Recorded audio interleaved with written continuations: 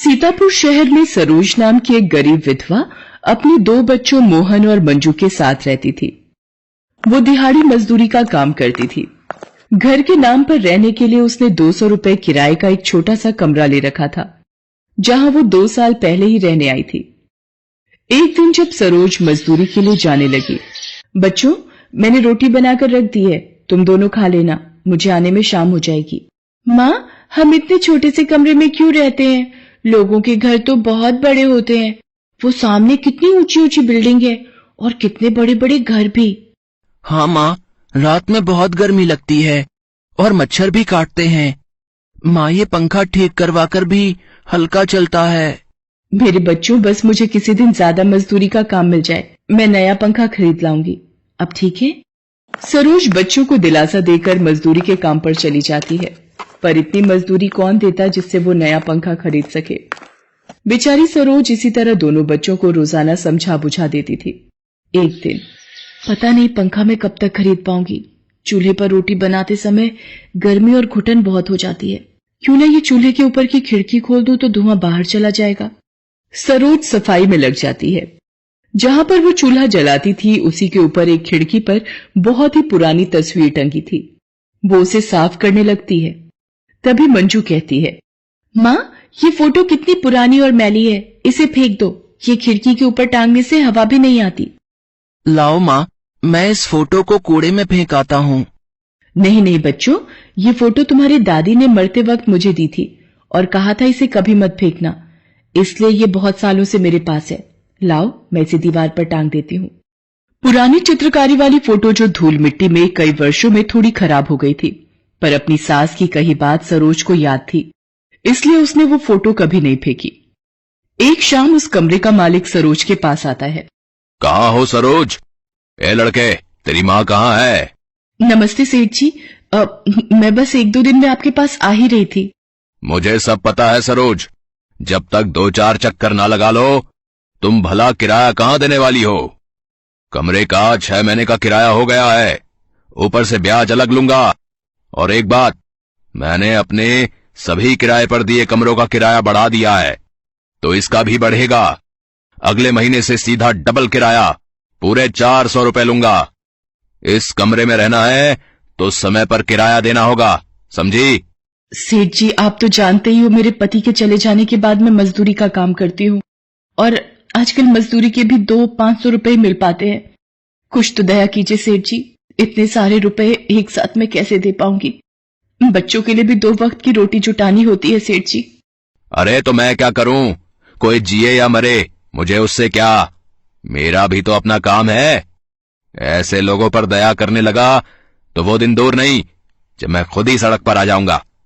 मुझे कुछ नहीं पता, अगले हफ्ते तक हथेली पर किराया तैयार रखना।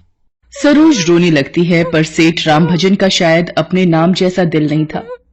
वो अगले हफ्ते आने की धमकी देकर चला जाता है। सरोज चिंता में पड़ जाती है।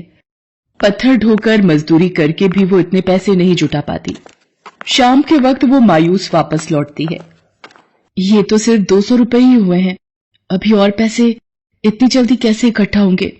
हे भगवान, मेरी मदद करो। क्या हुआ माँ, तुम रो क्यों रही हो? माँ, लाओ मैं तुम्हारा सिर दबा देती हूँ। भगवान हमारी सहायता करो, कोई रास्ता दिखाओ, मैं अपने बच्चों को लेकर कहाँ जाऊंगी? सरोज मंजू और मोहन को गले से लगाकर रोने लगती है। तभी दरवाजे के खटकने की आवाज आती है। एक्सक्यूज मी, कोई है? मोहन बेटा, देखना दरवाजे पर कौन है। मोहन दरवाजा खोलता है। दरवाजे पर कुछ लड़के लड़कियां खड़े होते हैं। उन्हें देख सरोज भी बाहर आ जाती है। जी कहिए, क्या काम है आपको? किससे मिलना है? रोहित, शाइना, मुझे लगता है हमने गलत दरवाजा बजा दिया है। जी, वो हमें किसी ने बताया था कि यहाँ खाने का होटल है। हमें लगा ये कोई होटल है तो गलती से आपका दरवाजा बजा दिया। क्या आप बता सकती हैं यहाँ होटल कहाँ है? मुझे लगता है आपको कोई गलतफहमी हो गई है, आपको किसी ने गलत पता दे दिया। हाँ, पहले ये कमरा एक हलवाई के पास था, उसके खाली करने के बाद कुछ सालों से मैं ही यहाँ किराए पर रह रही हूँ। आसपास तो यहाँ और कोई होटल नहीं है। अच्छा, क्षमा कीजिएगा, आपको बेकार ही परेशान किया। चलो फ्रेंड्स, हम कहीं और खाने का ढूंढते हैं। पंकज, आज तो सच में तुमने हम सबको भूखा मार दिया। अपना ही दिमाग चलाकर इतनी दूर पैदल लेकर आए अब तो भूख से मेरी जान निकल रही है। उन लोगों की बातों को सुनकर सरोज उन्हें रोकती है। आप लोग जरा रुकिएगा, यहाँ कुछ दूर तक कोई खाने की दुकान नहीं मिलेगी, और फिर मेहमान भगवान का रूप होते हैं। आपको ज्यादा पकवान तो नहीं खिला सकती, पर मुझ गरीब की रसोई का यदि आप लोग खाना पसंद करो तो थोड़ा बहुत पेट भरने लायक मैं बना देती हूँ। सारे लड़के लड़कियां बहुत खुश होते हैं। वो लोग बहुत ज्यादा भूखे थे, इसलिए उस वक्त उन्हें जो कुछ भी मिल जाता वो बहुत बड़ी बात थी। सरोज गर्म गर्म रोटियों के साथ कुटी हरी मिर्च, प्याज और गुड़ रखती है। सब लोग बहुत शौक से खाना खाते हैं।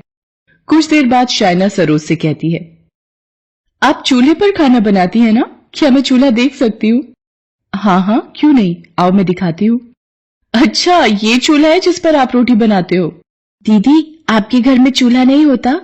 दीदी, आप भी खाना बनाते हो? बच्चों, हाँ मैं भी खाना बनाती हूँ, पर सरोज जी जैसा स्वादिष्ट नहीं। आज आपके हाथ का खाना खाकर, और वो भी तेज भूख में, सच में मजा आ गया। शाइना मंजू और मोहन से बातें करने लगती है। तभी शाइना की निगाहें दीवार पर टंगी फोटो के ऊपर जाती है। ये तो वही पेंटिंग है जो हमने... अरे रोहित, पंकज, जरा इधर आना, वो सामने देखो, कुछ याद आया? अरे हाँ शाइना, इसी पेंटिंग के बारे में मिस्टर चौहान बता रहे थे। ये पुराने जमाने की प्रसिद्ध चित्रकारी है, और उस जमाने में रंग भी जो इस्तेमाल हुए थे वो आज के वक्त में मिलना नामुमकिन है। आपको ये पेंटिंग कहां से मिली? ये फोटो तो मेरी सास बताती थी कि उनके पुरखों ने 2 रुपए में खरीदी थी।